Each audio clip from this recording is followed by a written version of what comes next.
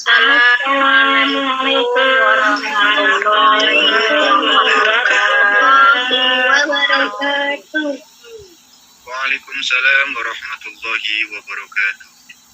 Alhamdulillahirabbil alamin. Al-Ustaz Maulana Ibrahim sudah hadir bersama kita di tengah-tengah kita di Majelis Ta'lim Iwamit on Air.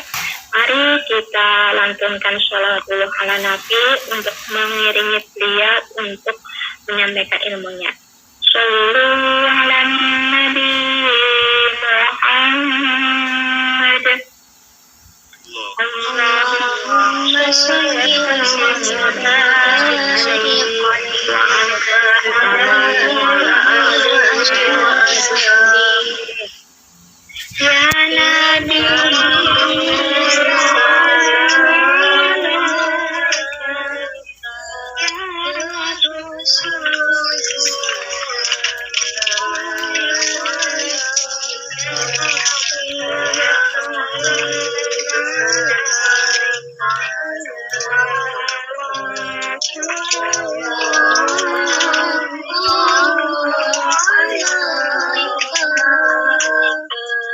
Allahumma sholli wa sallim wa barik alaihi wa ala alihi wa sahbihi.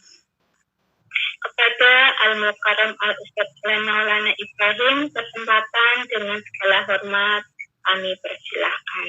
Monggo. Matur nuwun. Assalamualaikum warahmatullahi wabarakatuh.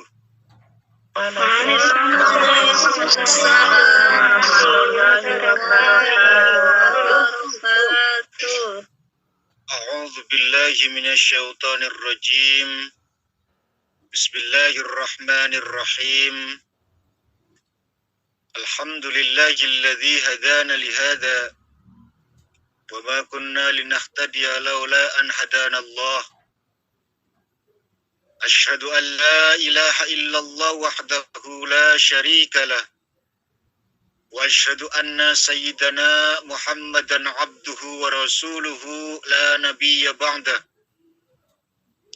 Allahumma salli ala sayyidina Muhammadin al-Fatihi lima ughliqa wal khatimi lima sabaqa nasiril haqqi bil haqq wal hadi ila siratikal mustaqim wa ala alihi haqqa qadrihi wa miqdaril azim. Amma ba'd. Faqala al-musannif fi hadzal kitab wafatur rasul. Tuwfiya ar-rasul sallallahu alaihi wasallam yaumal isnin as-salisa asyara min rabi'il awal min as-sanatil hadiyata asyarata min al-hijrah. Wa kana umruhu yauma wafatihi salasan wa sittina sanatan. Faduhisha al-muslimun wa azuma alaihi firaquhu. Ila akhirih. Kita lanjutkan pelajaran kita Kitab Khulasah Nurul Yakin, masuk pada bab yang ke-45, yaitu wafatur Rasul kapundute Kanjeng Nabi. Saya bacakan dulu, nanti saya ringkas dengan kisah. Bismillahirrahmanirrahim. Wafatur Rasul. Tuwfiya Rasul sallallahu alaihi wasallam yaumal isnin as-salisa asyara min rabi'il awal min as-sanatil hadiyata asyara min al-hijrah. Wa kana umruhu yauma wafatihi salasan wa sittina sanatan. Faduhishal muslimun wa azuma alaihi ma firaquhu.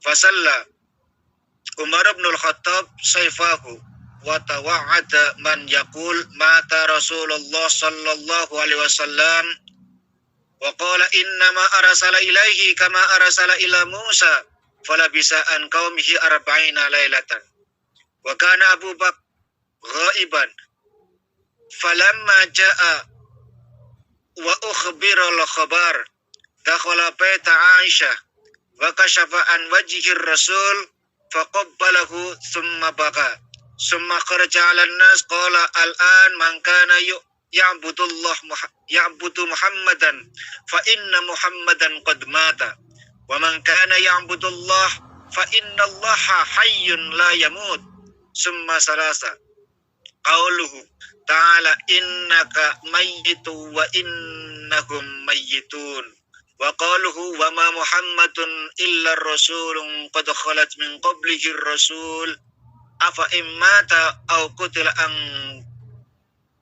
qalabtukum ala anqabikum wa may yanqalib ala aqibai fala yadurrallaha syai'an wa sayajzillahu syakirin faqala Umar ka'anni lam atlu hadhil ayat. Teman-teman, sahabat-sahabatku semua, ini merupakan satu kisah, satu sejarah yang membuat muslimin itu seluruhnya merasa sedih, semuanya menangis, terasa berat untuk ditinggalkan sosok seorang yang mulia, sosok seorang yang menjadi panutan, sosok yang membebaskan dari perbudakan, sosok yang sangat luar biasa, tidak lain dan tidak bukan adalah baginda Rasul Muhammad sallallahu alaihi wasallam. Kesedihan itu berawal dari ayat yang kemarin sudah kita bahas, al-yawma akmaltu lakum dinakum wa atmamtu alaikum ni'mati wa raditu lakumul islami dina, pada saat Haji Wada.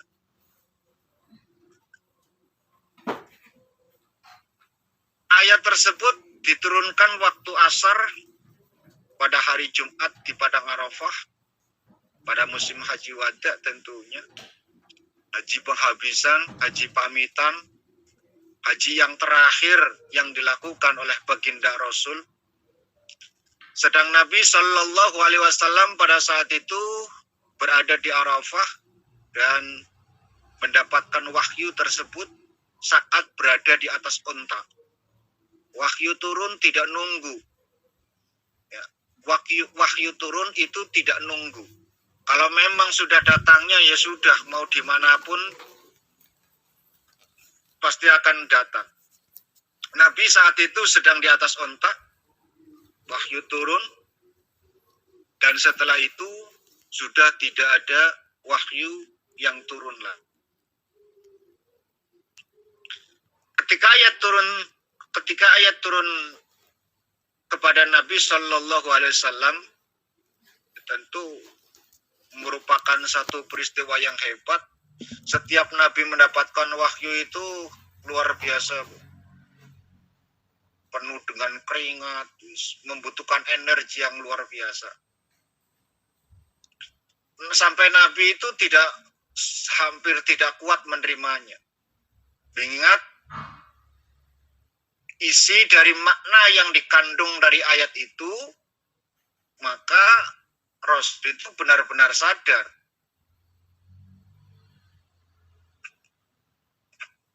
Sampai-sampai Rasul itu bersandar pada ontanya. Ontanya pun kemudian duduk. Ontanya yo ngertinan.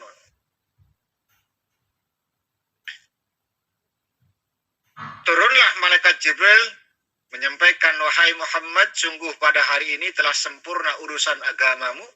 Terputuslah apa yang diperintahkan oleh Allah Subhanahu wa Ta'ala, dan demikian juga apa yang dilarangnya.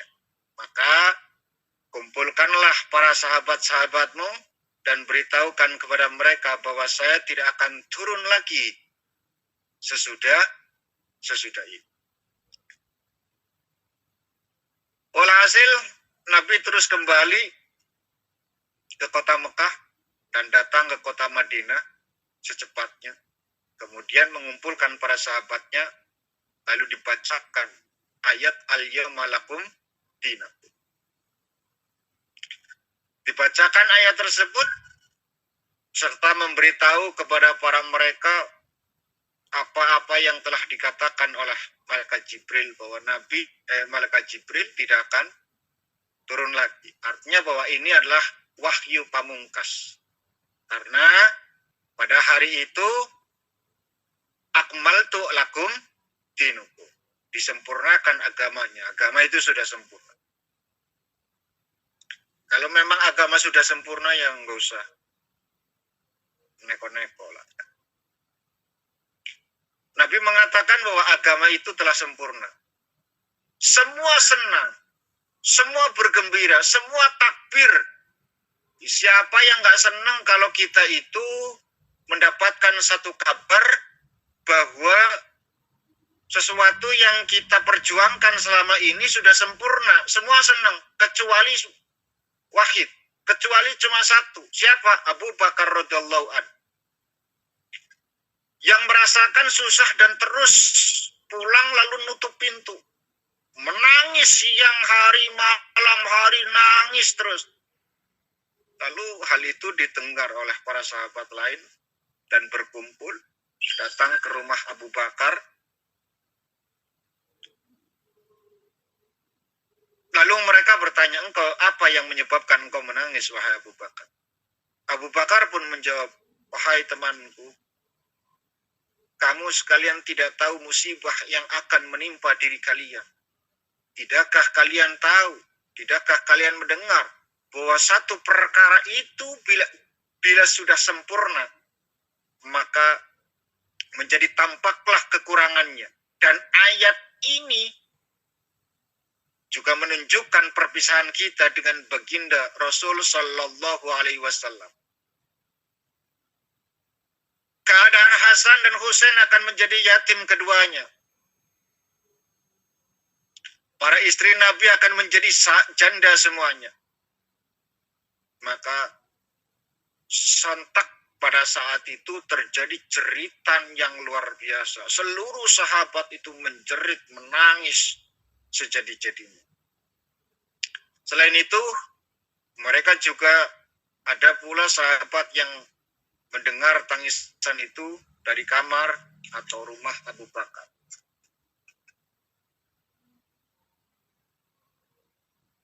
Mereka segera datang menghadap Nabi lalu menyampaikan, wahai Rasulullah, kami tidak tahu mengapa teman-teman, kawan-kawan, ya sahabat-sahabat itu semuanya menangis menjerit di kediaman Abu Bakar. Kita nggak tahu apa masalahnya. Kok bisa menjerit, bisa menangis sehebat-hebatnya seperti itu. Karena memang saya tidak di sana, cuman saya dengar bahwa teman-teman, sahabat-sahabat semua menjerit, semua menangis. Saya tidak tahu apa yang terjadi. Seketika roman wajah Rasul itu berubah seketika. Langsung berdiri dan cepat pergi menghampiri para sahabat di kediaman Abu Bakar. Dan beliau mendapatkan mereka betul-betul sama menangis dan menjerit.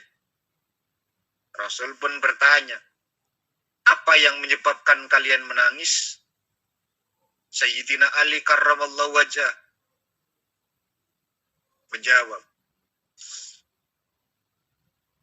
Abu Bakar telah berkata, saya telah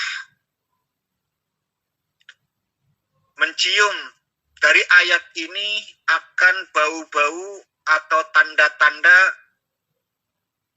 kematian Rasulullah.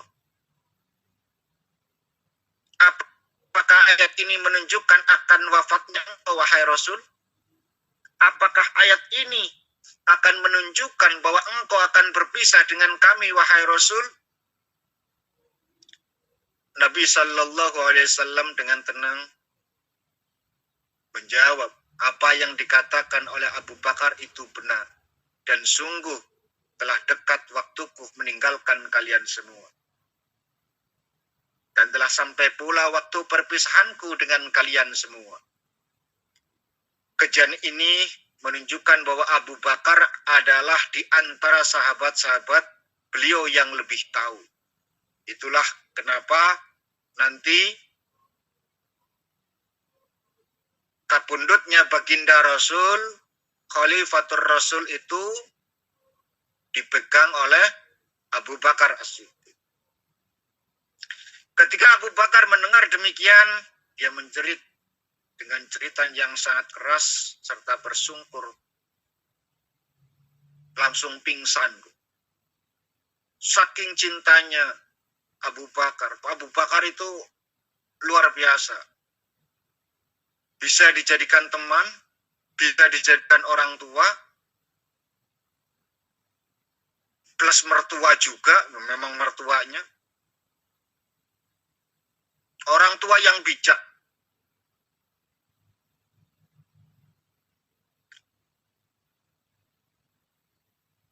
Mendengar jawaban baginda Rasul semacam itu, Abu Bakar menjerit, tersungkur, pingsan, Ali bergetar, seluruh tubuhnya, badannya itu luar biasa.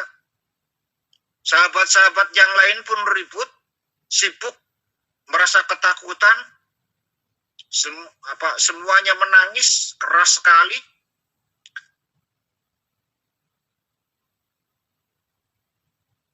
Sehingga saking kerasnya itu, gunung-gunung yang di sekitarnya itu pun ikut menangis. Karena Rasul adalah diutusnya menjadi rahmatan lil alamin, bukan rahmatan lil muslimin, bukan rahmatan lin nas, tapi rahmatan lil alamin. Artinya apa? Seluruh alam semesta. Gunung dijaga dengan baik, tumbuhan itu pun bisa tumbuh dengan sempurna, hewan-hewan pun merasa aman. Karena apa? Baginda Rasul memberikan hak-haknya, hak-hak mereka. Ikut menangis.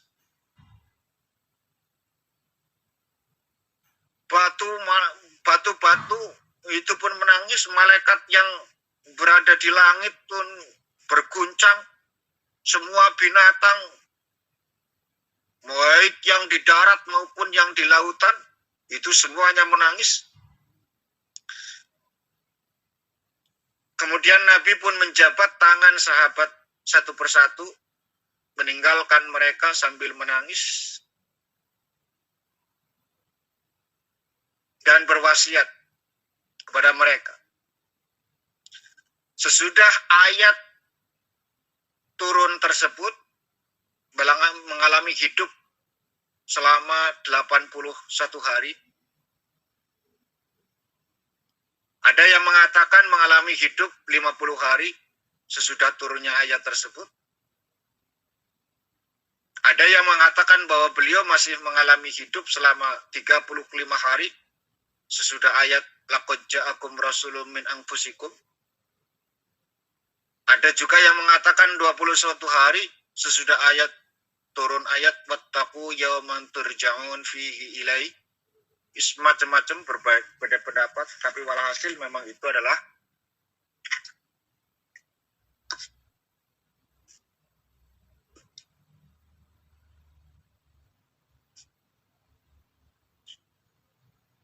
tapi apa yang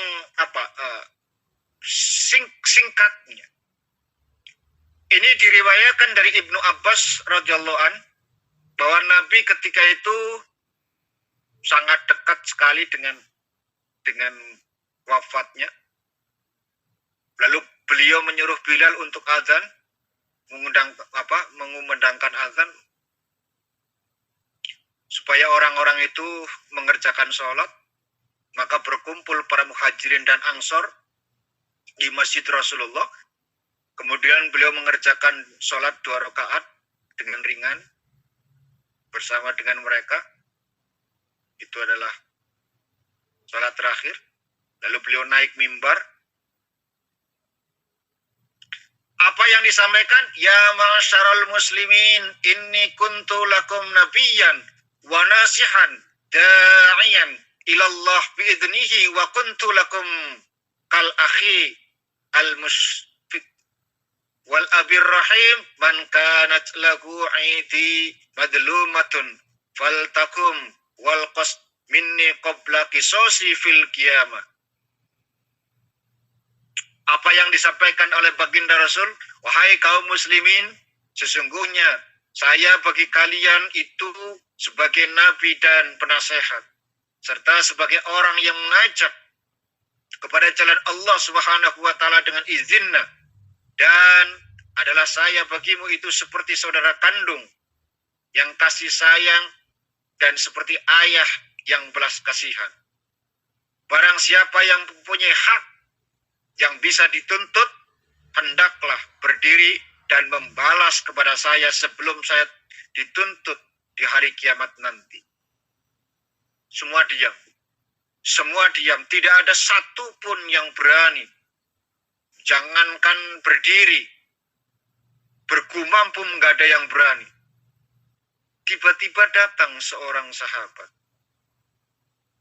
Ukasah bin Muhsan di hadapan Rasul Sallallahu Alaihi Wasallam berdiri, lalu mengatakan, demi ayahku dan ibuku ya Rasulullah, seandainya engkau tidak mengumumkan kepada kita semuanya berkali-kali, tentu saya tidak akan mengumumkan hal ini. Sungguh saya telah bersama engkau di dalam perang Badar, sedangkan onta saya mengikuti onta milik engkau. Maka saya turun dari onta dan saya mendekati engkau agar supaya saya bisa mencium paha engkau. Tiba-tiba engkau telah mengangkat tongkat dan memukul onta agar berjalan cepat. Dan engkau juga pukul tulang rusukku. Maka saya tidak tahu apakah engkau sengaja atau tidak sengaja memukul onta. Rasul pun menjawab, wahai Ukasah, Rasulullah dijauhkan bersengaja memukul engkau. Aku tidak sengaja. Lagi perang masalahnya, berangkat perang, keadaan medannya lagi kayak Nabi ya refleks begitu saja. Lalu Nabi melanjutkan, wahai Bilal, pergilah engkau ke rumah Fatimah dan ambilkan tongkat saya. Bilal pun keluar dari masjid Rasulullah dengan meletakkan tangannya di atas kepalanya. Kayak apa ya? Kayak aduh. Ya. Mengadu lah ya. Artinya seakan-akan Bilal pun yang duweni sirik juga. Nyapo masalah ngono dipersoalkan ngono lho. Ukasah kejan. Nabi lagi sakit, lagi kepayahan. Kok tega-tegane mau mengkisos Rasul ngono lho. Tapi nggak ada pilihan bagi Bilal kecuali sam'an wa ta'atan. Oke, laksanakan. Berangkat menuju ke rumah Fatimah. Diketuk pintu, siapa? Di luar, saya Bilal.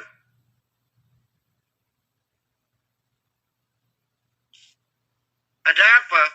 Aku disuruh untuk mengambil tongkat Rasul. Fatimah pun bertanya, hai Bilal, untuk apa memerlukan tongkat? Kata Bilal, hai Fatimah, sesungguhnya ayahmu baginda Rasul Sallallahu Alaihi Wasallam telah menyediakan dirinya untuk dikisos, dibalas. Lalu Fatimah pun mengatakan, hai Bilal, siapakah orangnya yang sampai hati akan mengkisos baginda Rasul? Kemudian Bilal mengambil tongkat dan terus pergi masuk masjid serta menyerahkan tongkat baginda Rasul. Dan Rasulullah pun menyerahkan tongkat itu kepada Ukasah. Hai Ukasah, ambil tongkat itu. Supaya engkau bisa mengkisos diriku. Melihat yang demikian, Abu Bakar, Umar itu berdiri. Hai Ukasah, kami berdua berada di hadapanmu. Maka kisoslah kami agar jangan engkau mengkisos baginda Rasul. Rasulullah pun menegur keduanya. Hai Abu Bakar, hai Umar, duduklah kalian. Sungguh Allah Ta'ala lebih mengetahui tempatmu berdua. Abu Bakar, Umar ditegur oleh baginda Rasul, Ali. Sekarang maju, berdiri seraya berkata, "Hai Ukasa, saya di dalam hidup ini selalu di samping baginda Rasul. Maka tidak sampai hati saya melihat engkau mengkisos baginda Rasul sallallahu alaihi wasallam. Dan inilah punggungku, ini perutku, kisoslah dengan tanganmu." Rasul pun menjawab, "Hai Ali, duduklah. Sungguh Allah telah mengetahui tempatmu dan niatmu."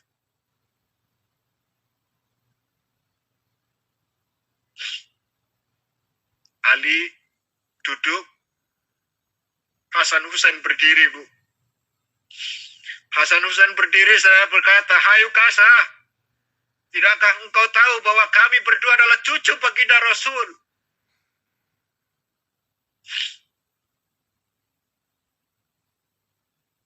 Maka engkau kisoslah kami, berarti engkau telah mengkisos baginda Rasul, karena kami adalah cucu baginda Rasul." Kata Rasulullah, "Hai buah hatiku, duduklah kalian berdua."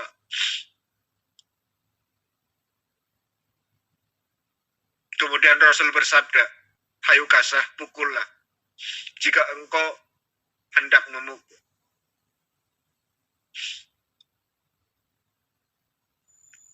Ukasah pun berkata, "Wahai Rasulullah,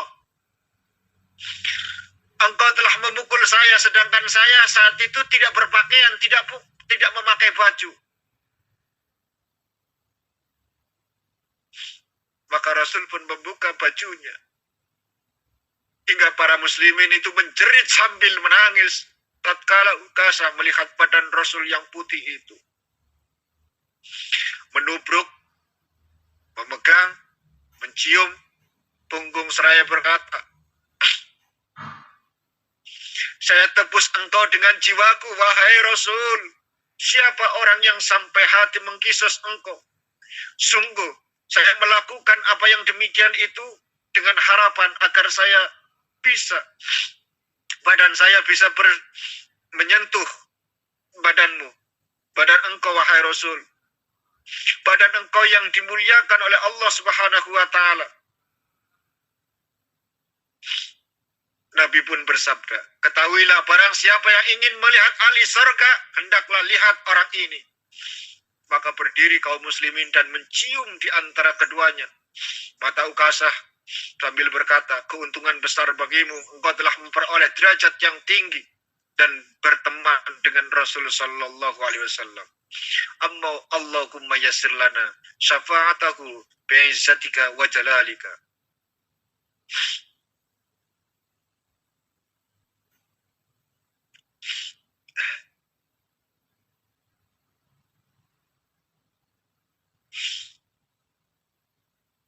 Kata Ibnu Mas'ud, tatkala baginda Rasul sallallahu alaihi wasallam telah mendekati ajalnya, beliau pun mengumpulkan sekalian di kediaman Siti Aisyah, kemudian beliau memperlihatkan sehingga berderalah air matanya dan bersabda, "Selamat datang bagi kalian. Selamat datang bagimu sekalian, dan mudah-mudahan engkau sekalian dibelas oleh Allah Subhanahu wa Ta'ala. Saya berwasiat agar supaya kalian bertakwa kepada Allah serta mentaatinya. Sungguh telah dekat hari perpisahan di antara kita. Telah dekat pula saya, hamba yang dikembalikan pulang kepada Allah Subhanahu wa Ta'ala dan mendekati surganya.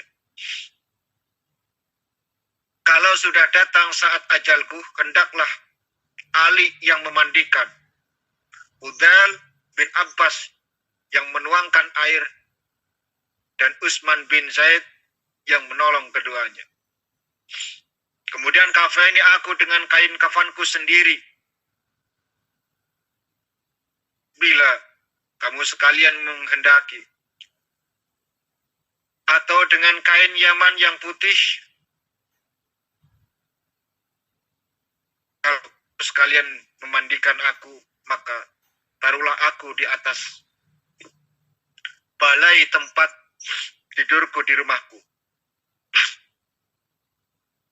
tidak ada nabi yang meninggal kecuali dikuburkan di tempat kediamannya. Sehingga nabi pun dikubur di tempat kediamannya. Lalu pesan selanjutnya beliau, sesudah itu keluarlah kalian barang sesaat untuk meninggalkan aku. Pertama yang akan mensolatiku adalah Allah Azza wa Jalla. Kemudian malaikat Jibril, Israfil, Mikail, kemudian Israel, serta para pembantunya. Selanjutnya semua para malaikat. Sesudah itu masuklah kalian dengan sekelompok. Tidak boleh sekalian, ya, bergelombang. Setelah mendengarkan wasiat dari Rasul, mereka para sahabat pun menjerit, menangis, berkata, wahai Rasulullah, engkau adalah seorang utusan yang untuk kami sekalian, menjadi kekuatan dalam pertemuan, dan kami sebagai penguasa yang mengurus perkara kami. Bila engkau telah pergi dari kami, kepada siapakah kami akan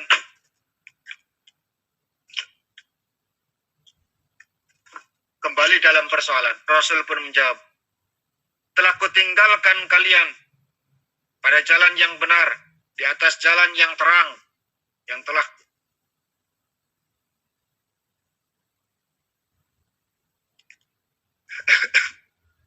dan telah kutinggalkan pula untuk kalian dua penasihat, satu dai bicara dan yang satunya lagi diam. Yang pandai bicara adalah Al-Quranul Karim dan yang diam itu adalah pati ajal. Itu adalah merupakan satu wasiat yang baginda Rasul berikan untuk kita. Dengan kita membaca Al-Quran, kita tahu apa yang harus kita lakukan, bagaimana. Dengan mengingat mati, kita pun akan menjadi orang yang taat. Maka ketika ada persoalan yang sulit bagimu, maka kembalikanlah kepada Al-Quran dan Sunnah. Dan ketika hatimu keras membatu, maka lunakkanlah dengan mengambil tamsil ibarat dari ikhwal mati. Teman-teman, sahabat-sahabatku semua, hari Senin, penyakit beliau tambah berat. Maka setelah Bilal selesai adzan subuh, dia pergi menghampiri pintu Rasulullah SAW sambil mengucapkan salam. Siti Fatimah pun menjawab, Rasul masih sibuk dengan dirinya. Bilal pun kembali lagi ke masjid dan tidak memahami kata Fatimah. Ketika waktu subuh semakin terang, Bilal datang lagi menghampiri pintu rumah Rasul dan seperti biasa peluk salam. Rasul mendengar suara Bilal, maka beliau bersabda, masuklah hai Bilal, sungguh aku masih sedang sibuk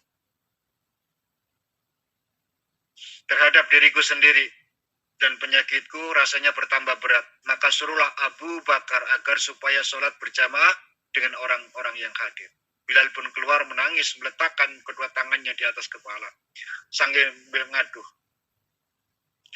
musibah, susah, terputus harapan, telah habis, hilang dari tempat tujuan. Andai kata ibuku tidak melahirkan aku, Bilal terus masuk ke masjid. Hai sahabat Abu Bakar, sungguh Rasulullah menyuruh agar supaya sholat berjamaah dengan orang-orang yang hadir.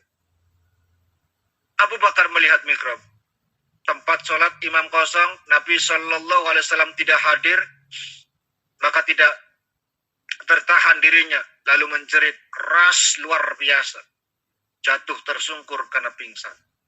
Maka ributlah kaum muslimin pada saat itu. Sehingga Rasulullah SAW mendengar keributan tersebut. Wahai Fatimah, mengapa pagi ini dan apakah keributan di sana? Fatimah pun menjawab, keributan di sana itu ialah kaum muslimin sendiri karena engkau tidak hadir dalam sholat. Rasul memanggil Ali dan Fudail. Lalu beliau bersandar kepada keduanya dan keluar masjid lalu sholat bersama-sama dengan mereka 2 rakaat fajar di hari Senin itu. Selesai sholat, beliau berpaling ke belakang kepada orang-orang yang ada di sana, yang hadir di sana, bersabda, hai kaum muslimin, kamu semua di dalam pemeliharaan dan pertolongan Allah Subhanahu wa Ta'ala. Oleh sebab itu bertakwalah kalian kepada Allah Subhanahu wa Ta'ala dan mentaatinya. Maka sesungguhnya aku akan meninggalkan dunia ini, dan hari ini hari pertamaku di akhirat, dan hari ini hari terakhir bagiku di alam dunia. Lalu Rasulullah berdiri dan pulang ke rumahnya. Kemudian Allah Ta'ala memberikan wahyu perintah kepada malaikat jurupati, turunlah engkau kepada kekasihku dengan sebaik-baik bentuk dan lakukan dengan halus dalam mencabut rohnya.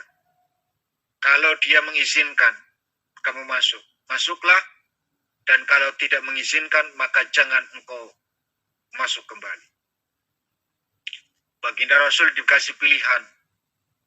Kalau memang dipersilakan masuk, masuk. Kalau tidak diperkenankan masuk, berarti Rasul sampai sekarang masih hidup. Karena malaikat Israel itu dilarang untuk selama-lamanya. Ya. Jangan pernah engkau masuk kembali. Andaikan Rasulullah memilih untuk tetap hidup sampai detik ini, karena nyawanya tidak akan pernah diambil. Itu perintah dari Allah. Malaikat jurupati pun turun dengan bentuk yang sangat luar biasa. Seorang bedui desa setelah mengucapkan Assalamualaikum ya ahlal bait nubuwah, maka mudah-mudahan keselamatan tetap untuk engkau sekalian, wahai penghuni rumah kenabian dan sumber risalah. Apakah saya boleh masuk? Kata malaikat Israel. Siti Fatimah menjawab, hai hamba Allah, hai fulan, sungguh Rasul sedang sibuk dengan dirinya, dengan sakitnya. Malaikat jurupati pun memanggil untuk yang kedua kalinya. Terus dikatakan sampai 3 kali. Rasul pun mendengar suara malaikat jurupati. Hai Fatimah, siapakah yang berada di balik pintu? Fatimah menjawab, seorang bedui wahai Rasul, yang terus memanggil-manggil engkau. Dan telah aku katakan bahwa engkau sedang sibuk dengan penyakitnya. Kemudian memanggil lagi untuk yang ketiga kalinya. Rasul bersabda, tahukah engkau wahai Fatimah siapa dia? Fatimah pun menjawab, tidak. Rasul bersabda, dialah malaikat yang akan mencabut semua kelezatan, yang memutuskan segala macam nafsu syahwat, perkumpulan, dan memusnahkan rumah, serta meramaikan keadaan kuburan. Maka menangislah Siti Fatimah radhiyallahu anha dengan tangisan yang sangat keras sekali sambil berkata, aduhai celaka nanti, sebab Nabi yang pungkasan dan sungguh merupakan bencana besar dengan wafatnya orang yang paling takwa. Keputusannya itu dari pemimpinnya, para orang-orang yang suci, serta penyesalanlah bagi kami sekalian karena terputusnya wahyu dari langit. Maka sungguh saya telah terhalang mendengarkan perkataan engkau dan tidak lagi bisa mendengarkan salam engkau sesudah dari itu. Kata Rasul, jangan khawatir, jangan menangis, wahai Fatimah. Karena sesungguhnya engkaulah orang pertama dari keluargaku yang akan menjumpaiku. Nabi wafat, tidak lama kemudian Fatimah Zahra yang menyusul. Malaikat jurupati pun masuk mengucapkan Assalamualaikum ya Rasulullah. Rasul pun menjawab, waalaikumsalam, wahai malaikat jurupati. Engkau datang untuk berkunjung atau untuk mencabut nyawa? Kata malaikat jurupati, saya datang untuk berkunjung dan untuk mencabut nyawa sekiranya engkau mengizinkan. Kalau tidak, saya tidak akan pernah kembali untuk selamanya. Saya nggak tahu Anda iwamit sing dadine nabi, mungkin ora milih orang mati palingan. Tapi yang nabi. Kata malaikat Israel, Rasul pun bertanya, hai malaikat Israel, di mana malaikat Jibril? Oh, begini permainannya. Selama ini saya didampingi malaikat Jibril, tapi ketika ini hari terakhir kok Jibril nggak datang. Kok ngene maine ngono lho. Ya tanya saja. Rasul pun malaikat Jibril pun berkata, dia saya tinggalkan di langit dunia dan para malaikat sedang menghormat dan memuliakan dia. Malaikat Jibril kan memang malaikat terpelajar, malaikat cerdas, malaikat tingkat papan atas lah ya. Sehingga ketika lewat di satu perkumpulan, ya diandeg, dimuliakan dulu.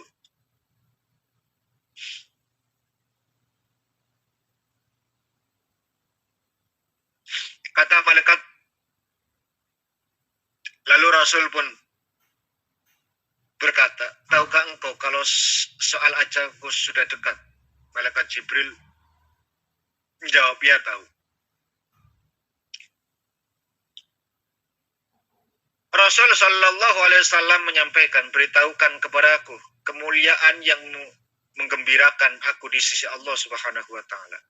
Malaikat Jibril pun menjawab, sungguh pintu-pintu langit telah dibuka.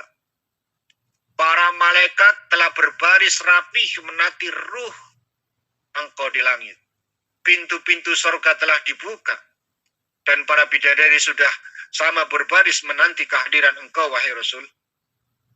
Kata Nabi Sallallahu Alaihi Wasallam, alhamdulillah.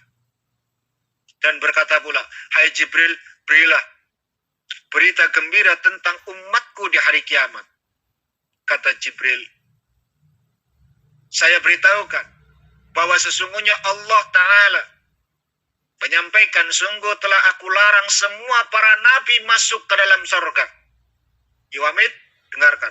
Sungguh telah aku larang semua para nabi masuk ke dalam surga sehingga engkau masuk lebih dahulu. Dan aku larang juga untuk memasukinya semua umat sehingga umatmu yang lebih dulu masuk. Umat Nabi Musa, umat Nabi Isa, umat Nabi Harun, umat Nabi Ibrahim, umat semuanya umat dilarang masuk ke surga sakdurunge umat Kanjeng Nabi. Kita umat terakhir tapi masuk surga lebih dulu. Pengen Bu masuk surga? Ingin, Pak. Pengen, Pak, tapi nggak sekarang. Amin. Kirain pengen cepet.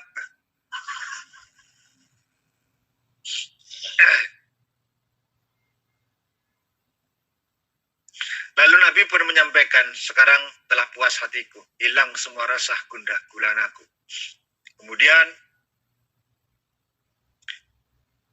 Rasul berkata, hai malaikat Israel mendekat kepadaku.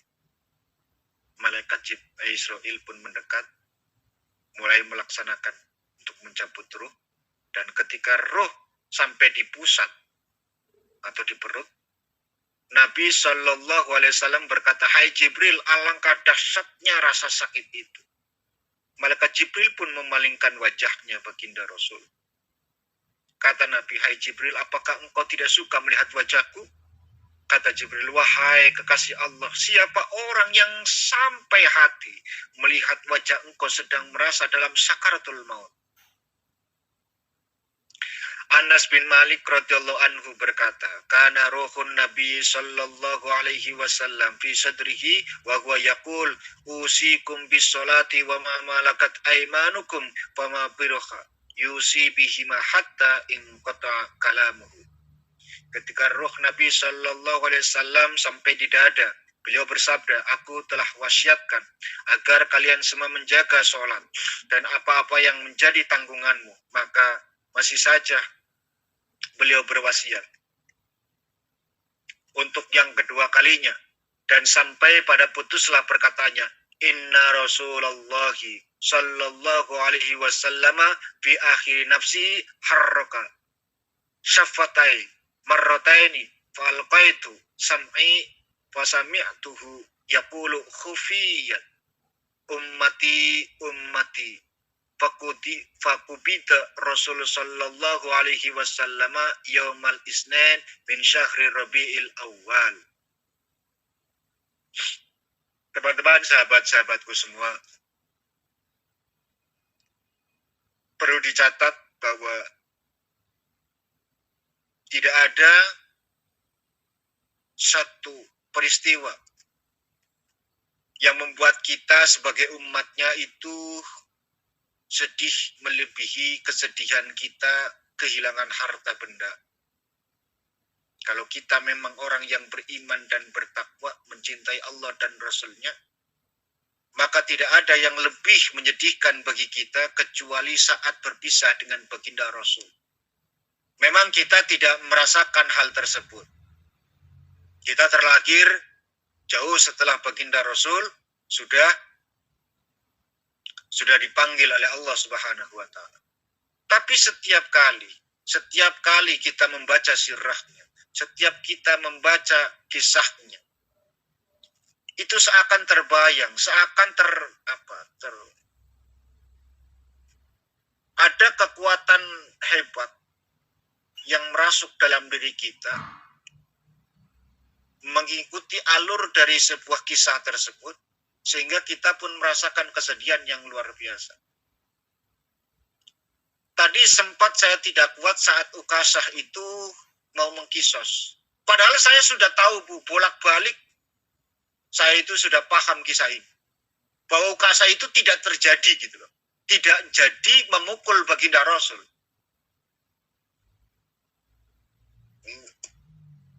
Bolak-balik tawaja kitab. Jadi saya tahu persis bahwa Ukasah itu tidak akan memukul baginda Rasul, melainkan malah merangkul baginda Rasul supaya kulitnya Ukasah dengan kulitnya Rasul itu tempelan, Bu.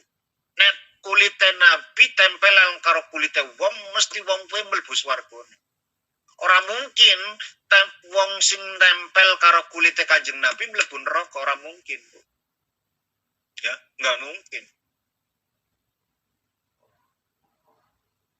Wong sing salaman karo Kanjeng Nabi yo sampai 7 hari, sampai 8 hari tangannya wangi terus.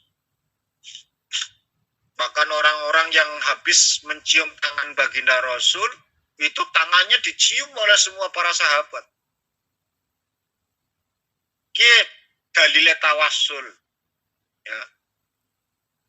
Dalile tawasul.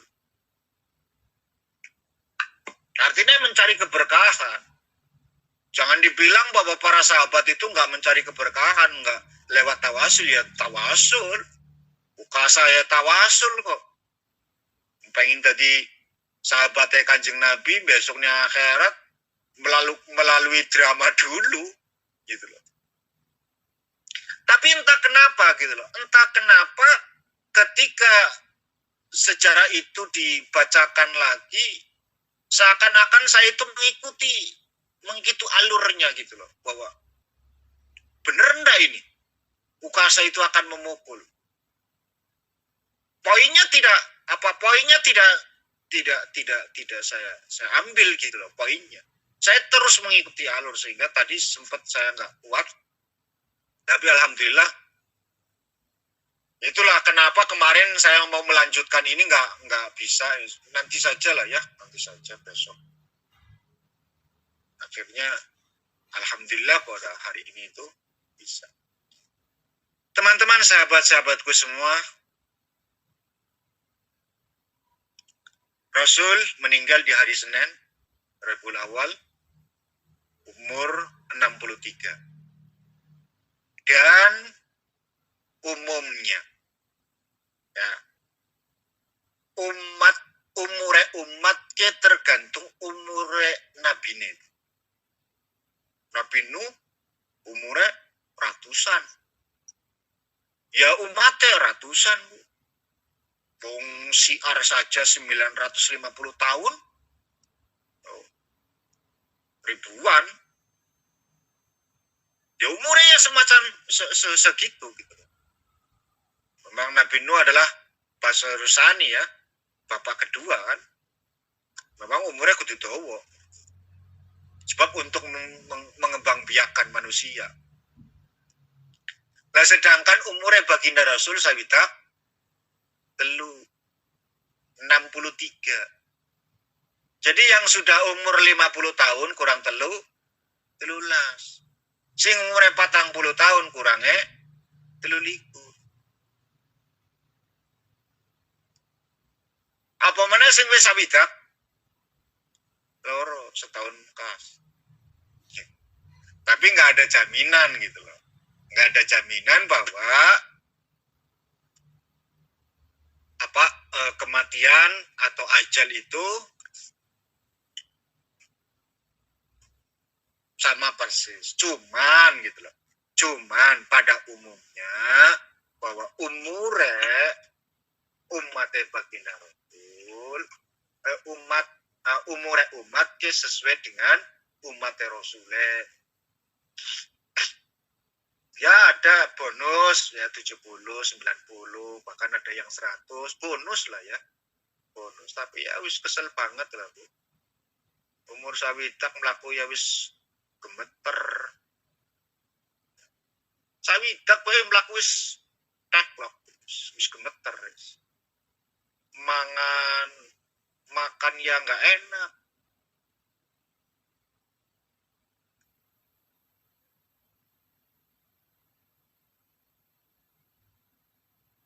Makan nggak enak, tapi ya masih dikasih umur ya. Mudah-mudahan umurnya manfaat, umurnya yang gue eling karo pangeran. Amin. Senantiasa ibadah karo pangeran, meningkatkan kualitas iman dan takwa. Mudah-mudahan ini sampun nggih. Ini ada susulan Bapak nanti nyuwun doa Fatihah buat keponakan Bapak Sulaiman Asyuti meninggal innalillahi wa inna ilaihi rajiun. Kusmanto matur suwun pagi hari ini meninggal. Mudah-mudahan diampuni segala dosanya, diterima segala amal ibadahnya, dilapangkan kuburnya untuk Mas Kusmanto. Al-Fatihah.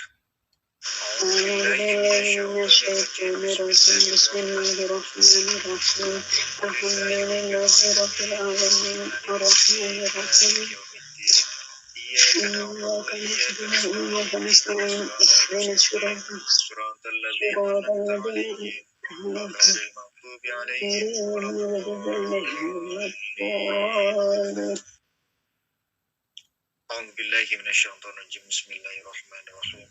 Allahumma shalli ala sayyidina Muhammadin syafina karimah dzukhrina wa ala Muhammad wa sallim nurata barakatuh ala kulli sahabati rasulillah alhamdulillahi rabbil alamin. Allahumma nadhim ahwalana wa hassin af'alana wa khallisna min alamil faqri wa dhulli wa asimna min al-bala wal waba wa ta'un wa min syarril a'da wa syayatin wa nafsil ammarati bisu. Allahumma yassir lana al-intidam fi jamil umuri dunyawiyah wa diniyah wa hasin muradana bil khair.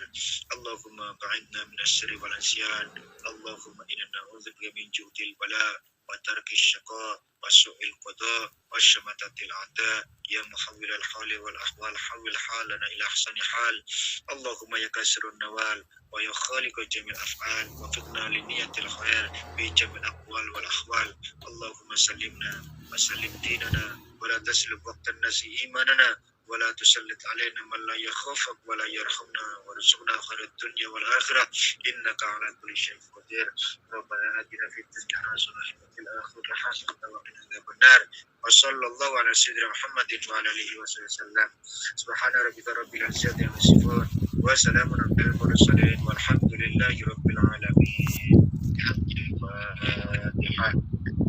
أعوذ بالله من الشيطان الرجيم بسم الله الرحمن الرحيم الحمد لله رب العالمين الرحمن الرحيم مالك يوم الدين إياك نعبد وإياك نستعين اهدنا الصراط الذين أنعمت عليهم